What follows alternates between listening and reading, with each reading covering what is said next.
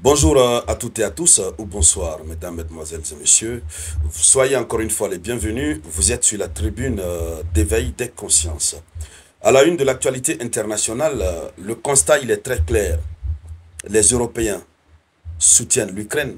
Ils montrent un soutien indéfectible à l'Ukraine, mais au fond, ils ne veulent pas que l'Ukraine soit avec eux. Ils ne veulent pas. Ils se fondent sur certains critères qui, en réalité, pouvaient être réajustés pour accepter l'Ukraine en leur sein. Ils ont poussé l'Ukraine à se mettre dans la gueule du loup. L'Ukraine est désormais dans un pétrin très sérieux. Et, au mépris de ce pétrin, ils refusent l'adhésion de l'Ukraine à l'Union européenne.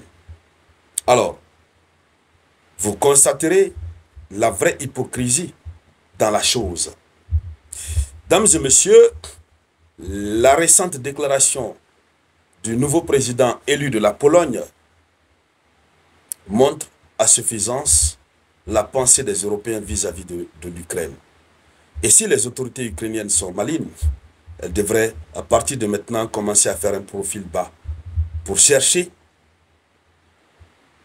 à ramener la paix et la stabilité sur le territoire ukrainien. Sinon, c'est terminé pour l'Ukraine. Allons-y dans les profondeurs, dames et messieurs. Avant de continuer, je vous demande de partager cette vidéoconférence au maximum. Partagez-la dans tous les groupes possibles. Mettez beaucoup de likes. N'oubliez pas de vous abonner. Alors, déclaration du président élu, Karol Nawrocki. Le président élu de la Pologne, Karol Nawrocki, a exprimé son avis sur l'adhésion de l'Ukraine à l'Union européenne lors d'un entretien sur la chaîne Polsat. Et c'est un avis défavorable. Or, si l'on se souvient d'ailleurs, parmi les pays européens, le pays qui était le plus engagé, très agité, le mot même engagé est petit, le pays qui était le plus agité pour l'intégration de l'Ukraine, que ce soit à l'OTAN ou à l'Union européenne, c'était la Pologne.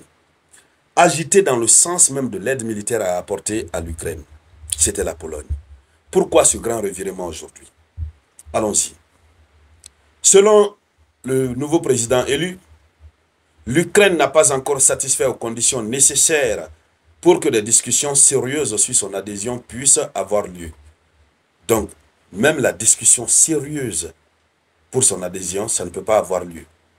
Parce que l'Ukraine n'a pas encore satisfait aux conditions.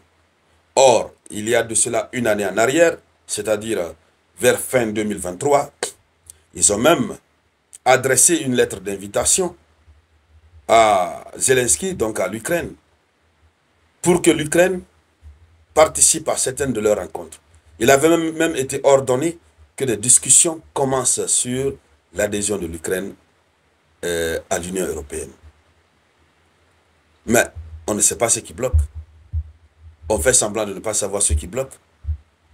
Or, en réalité, ce qui bloque le processus, c'est parce que le conflit continue de persister sur le territoire ukrainien. Lorsque nous voyons les critères dont il fait allusion, on comprend automatiquement que ce sont eux-mêmes qui sont à la base. Allons-y dans les profondeurs. Donc, il dit que l'Ukraine n'a pas encore atteint les critères nécessaires pour que des discussions sérieuses commencent. Alors, c'est une déclaration qui souligne la nécessité pour l'Ukraine de remplir des conditions. Et quelles sont ces conditions? Quelles sont ces conditions? Ces conditions sont réparties en trois critères. On a trois critères. On a premièrement le critère politique, deuxièmement le critère économique, et troisièmement, on a le critère de l'acquis communautaire. Allons-y, voyons un peu de quoi il s'agit. Parce que ces critères, vous constaterez avec moi que malgré ces critères pour intégrer l'Union européenne, et pour que l'Ukraine puisse remplir ou satisfaire à ces critères, l'Union européenne a un grand rôle à jouer. Mais c'est tout à fait le contraire de ce rôle que l'Union européenne est en train de jouer. Et c'est pourquoi l'Ukraine n'arrive pas à satisfaire aux conditions.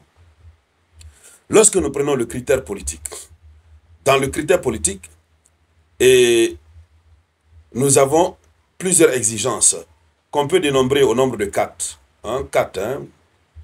4. exigences. Premièrement, il faut que l'Ukraine ait des institutions stables garantissant la démocratie. Et pour le moment, l'Ukraine n'a pas d'institutions stables qui puissent garantir la démocratie parce que Zelensky même est dans l'illégitimité. L'illégalité et l'illégitimité.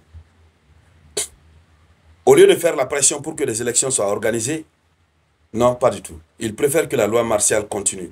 Parce que tant que la loi martiale continue, ils continueront d'avoir des sous. Alors, parce que c'est la guerre. Ce sont des businessmen de la crise. Deuxième critère, au compte du critère politique, une deuxième exigence. Il faut le respect de l'état de droit. L'état de droit, ça va avec la démocratie. Le respect de l'état de droit, c'est le respect des lois, le respect des institutions, l'indépendance de la justice, la lutte contre la corruption. En parlant de la lutte contre la corruption, à cause de cette adhésion de l'Ukraine à l'Union européenne, Zelensky a démontré par A plus B qu'il sait se battre pour que la corruption cesse. On a vu ici à un moment donné, il a limogé tous les conseillers, comment on appelle, les militaires chargés du recensement. Il les a tous limogés. Il a procédé à des réformes au sein de son administration et même de sa justice. Tout ça, rien. La troisième exigence, le respect des droits de l'homme. Ce n'est pas d'actualité en Ukraine. Mais qui sont ceux qui sont à la base? Parce que tant que le conflit continue, il sera difficile de respecter les droits de l'homme. Là où on mène la chasse à l'homme, on pourchasse les Ukrainiens pour se faire enrôler obligatoirement dans l'armée afin d'aller au front sans formation. Leurs droits sont lésés, sont biaisés. On abaisse l'âge minimum pour pouvoir intégrer l'armée, pour permettre de recruter au maximum dans l'armée, même ceux qui n'ont pas les compétences, les capacités, c'est-à-dire qui n'ont pas l'aptitude. La dernière exigence, c'est le respect des minorités et leur protection. L'une des conditions souvent dégagées par la Russie.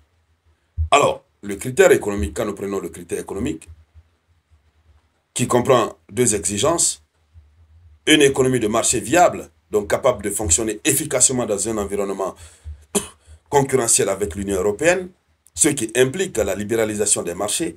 Mais à l'heure où nous sommes, est-ce qu'on peut parler de marché du côté de l'Ukraine pendant que l'Ukraine est en guerre? Ça ne peut pas marcher. Ça ne peut pas. La deuxième exigence, la capacité de faire face à la pression concurrentielle et face au marché à l'intérieur de l'Union. Comment l'Ukraine peut faire face à la concurrence? Rien ne va sur son territoire. Le dernier critère, c'est le critère d'appui communautaire. La capacité d'assumer les obligations découlant de l'adhésion. C'est-à-dire la capacité d'adopter, de transporter, de mettre en œuvre l'intégralité de l'acquis communautaire, c'est-à-dire l'ensemble de la législation de l'Union européenne. La dernière exigence au niveau de ce critère de l'acquis communautaire, c'est la souscription aux objectifs de l'Union politique, économique et monétaire, ce qui concerne l'alignement sur les politiques communes de l'Union européenne. Oui, on est d'accord, ça c'est pas grave. Mais tous les autres critères cités là, est-ce que l'Ukraine peut remplir? Tant que l'Ukraine est en conflit, ça ne peut pas aller. Donc on a comme l'impression qu'eux, ils préfèrent la continuité du conflit. Parce que tant que le conflit continue, l'Ukraine s'éloigne de son adhésion à l'Union européenne. Et eux, ils sont à l'aise parce que le territoire ukrainien va toujours continuer à être utilisé pour tester les résultats des nouvelles recherches occidentales en matière d'armement, en matière d'équipement militaire. Voici malheureusement la triste réalité. Mesdames, Mesdemoiselles et Messieurs, alors c'était ça la une de l'actualité internationale. Merci de la partager.